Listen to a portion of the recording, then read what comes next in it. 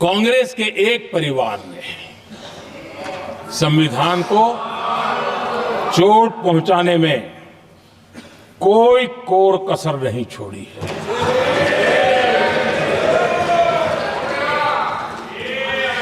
और मैं इसलिए एक परिवार का उल्लेख करता हूं कि 75 साल की हमारी यात्रा में 55 साल एक ही परिवार ने राज किया है। इसलिए देश को क्या क्या हुआ है ये जानने का अधिकार है।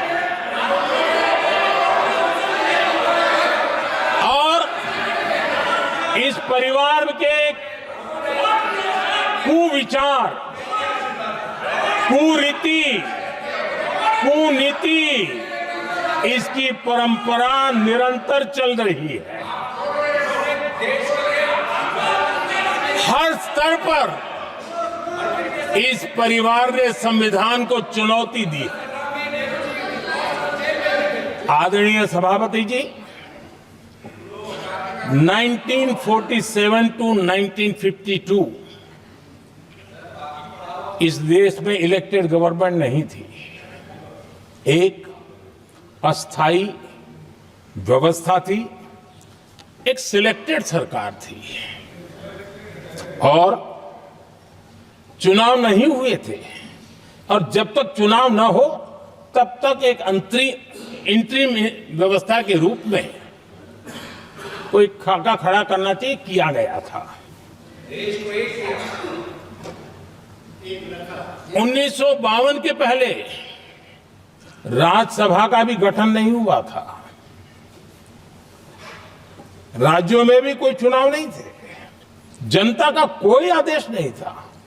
उसके बावजूद भी, और अभी तो संविधान निर्माताओं ने इतना मंथन करके संविधान बनाया था।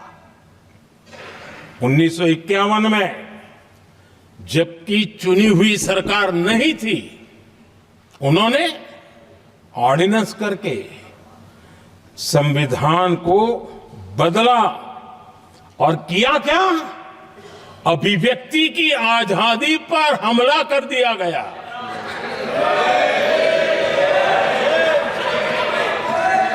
और ये संविधान निर्माताओं का भी अपमान था, क्योंकि ऐसी बातें कोई संविधान सभा में नहीं आई होगी, ऐसा नहीं है, लेकिन वहां उनकी चली नहीं। तो बाद में जैसे ही मौका मिला, उन्होंने अभिव्यक्ति की आजादी को, उस पर उन्होंने हथौड़ा मार दिया। और ये संविधान निर्माताओं का घोर अपमान है। अपने मन की चीजें जो संविधान सभा के अंदर नहीं करवा पाए, उन्होंने पिछले दरवाजे से किया, और वो भी चुनी हुई सरकार के वो प्रधानमंत्री नहीं थे, उन्होंने पाप किया था। इतना ही नहीं, आदरणीय सभापति जी, उसी दौरान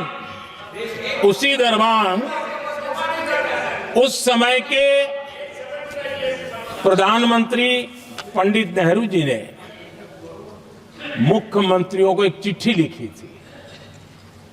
उस चिट्ठी में उन्होंने लिखा था, नेहरू जी लिखते हैं, अगर संविधान हमारे, आगे नेहरू जी लिखते हैं,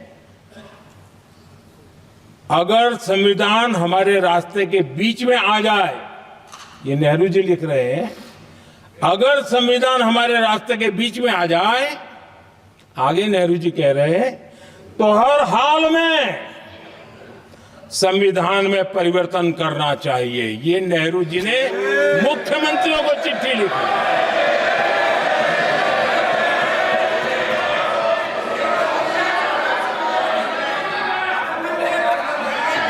और आदरणीय सभापति जी, ये भी देखिए, 1951 में ये पाप किया गया, लेकिन देश चुप नहीं था। उस समय राष्ट्रपति डॉक्टर राजेंद्र प्रसाद जी ने चेताया ये गलत हो रहा है। उस समय स्पीकर पद पर बैठे हुए हमारे स्पीकर महोदय ने भी पंडित जी को कहा, गलत कर रहे हो। इतना ही नहीं, आचार्य कृपलानी जी, जयप्रकाश नारायण जैसे महान कांग्रेसी लोगों ने भी पंडित नेहरू ने कहा कि ये रोको, लेकिन पंडित जी का अपना संविधान चलता था और इसलिए उन्होंने इतने वरिष्ठ महानुभावों की सलाह मानी नहीं और उसे भी उन्होंने दरकिनार कर दिया। और आदरणीय सभापति जी, ये संविधान संशोधन करने का ऐसा खून कांग्रेस के मुंह लग गया कि समय समय पर वो संविधान का शिकार करती रही। ये खून मुंह पे लग गया। इतना ही नहीं, संविधान के स्पिरिट को लहू लहान करती रही। आदरणीय सभापति जी, करीब 6 दशक में 75 बार संविधान बदला गया। आदरणीय सभापति जी, जो बीज देश के पहले प्रधानमंत्री जी ने बोया था, उस बीज को खाद पानी देने का काम एक और प्रधानमंत्री ने किया। उनका नाम था श्रीमती इंदिरा गांधी।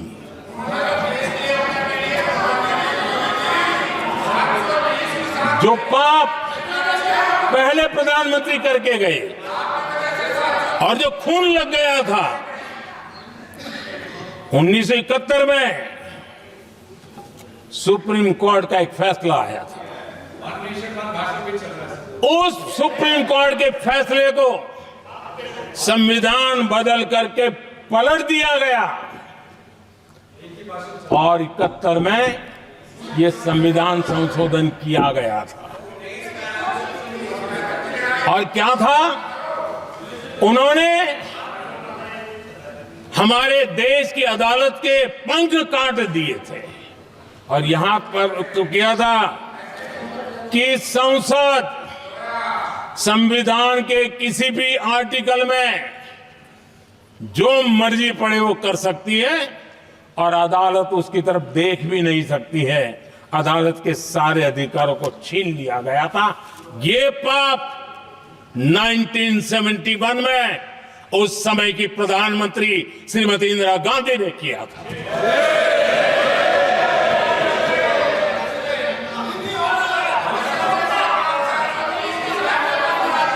और इस परिवर्तन ने इंदिरा जी की सरकार को मौलिक अधिकारों को छीनने का और न्यायपालिका पर नियंत्रण करने का अधिकार दिया, सक्षम बना दिया था। आदरणीय सभापति जी, खून मुंह पे लग गया था, कोई रोकने वाला था नहीं। और इसलिए जब इंदिरा जी के चुनाव को गैर रीति के कारण, असंवैधानिक तरीके से चुनाव लड़ने के कारण अदालत ने उनके चुनाव को खारिज कर दिया और उनको एमपी पद छोड़ने की नौबत आई, तो उन्होंने गुस्से में आकर के देश पर इमरजेंसी थोप दी, आपातकाल लगा दिया अपनी कुर्सी बचाने के लिए।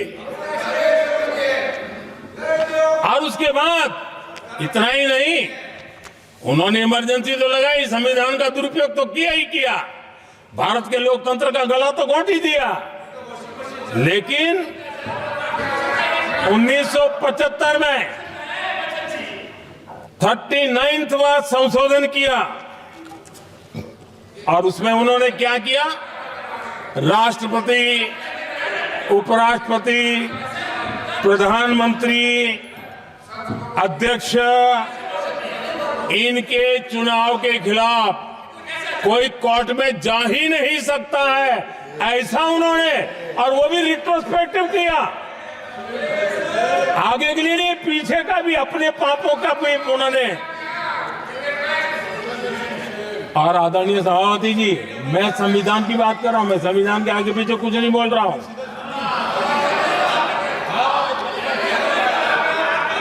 आदरणीय सभापति जी,